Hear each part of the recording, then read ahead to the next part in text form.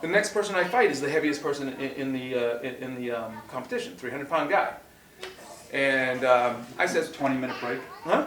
Oh yeah, I had break. So I get in there and I start to set up, and I notice he allows me to get a deep lapel grab. And he had seen me go do the throw, so I think he thought I was going to do a throw. I said, nah. And all of a sudden I just wrap up a gi choke. Standing. And I spin around. And he's like, he starts gasping. He didn't expect me to do that. So he starts pushing me off the mat. So I said, okay, not a problem. Pretty cheap move, but that's very common. And I said, okay. And when we start coming onto the mat, the referee goes, okay, start. I go, wait a minute. We were down on the ground. He was gasping. And he goes, no, we start from the stand-up position. And I'm like, okay, good to know. Not a problem. So we start off again. He allows me to get the deep thing again. I said, you didn't learn from your lesson. So I go, boom, and I snag the same choke, but this time I put my knee on his waist. And every time he tried to slide me out of the ring. You're hopping around yeah, on one foot? No, I'm on the ground. He's on top. You got him down. Yeah, and I just keep repivoting ourselves. So he realized like he's about to get choked out, and he can't do it. So he all of a sudden rocks back and jumps out of the ring. There's no mat there. Huh? A ring or mat? Jumped off the mat, and my head hits the hard wooden floor. Ooh. And I'm like, God damn, what the hell, dude? I'm literally 100 pounds lighter than you.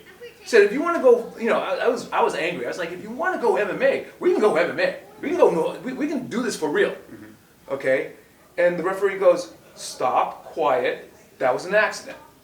Same ref for the record. I'm like, that was an accident. Bowed to the guy, shook him, and says, you win. And the guy goes, what? You win. And then I go off on the ref. I told him to go fuck himself. I'm like, are you fucking kidding me? I got a bump on the back of my head. I'm got hosed twice. Yeah. So I'm just like, this is ridiculous. The guy's going off the mat to save his life, and he does a freak move, freak out move. Well, this was like the early 2000s. So the slam rule that person should have been disqualified for a slam. I mean, that was basically a slam body splash. Actually, he hurt my knee on that one too. So I got pretty injured in that. So you lost and went home with 2 injuries. Yeah. And your pride. 3 things hurt. I've run into that guy a few times. He was actually the same guy who allowed his students to wear the Harbinger gloves with the bag. And I've run into him a few times over the years, and I sometimes forget what he looks like, but every time I run into him, I said, oh, it's you again.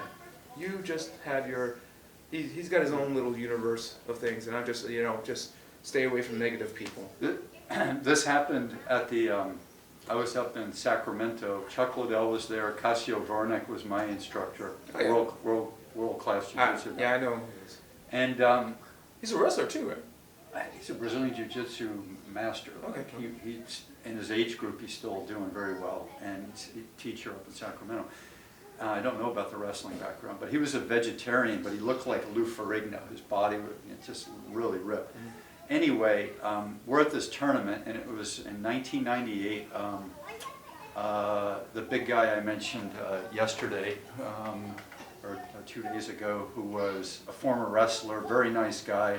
He was there as like the celebrity guest. He's the guy that they did the documentary about when Mark Kerr. Mark Kerr. Yeah, Mark Kerr there. Very nice person when I talked to Mark Kerr. And so we're at this tournament, and schools from all over California drove all the way to Sacramento to be at Kennedy High School in 1998, I think it was, and maybe 99, somewhere right around there. And the athletic commissioner from that area showed up because there had been like a bad injury or something from a choke. I don't think it was a death, but this is, jiu-jitsu was relatively new in the competition form around California and the U.S. at that time. And so he showed up and he says, we're making this decision, we're going to say no chokes at the competition. This is people from all over. I would guess that there were 15, 20 schools that showed up, right? And I'm watching this guy.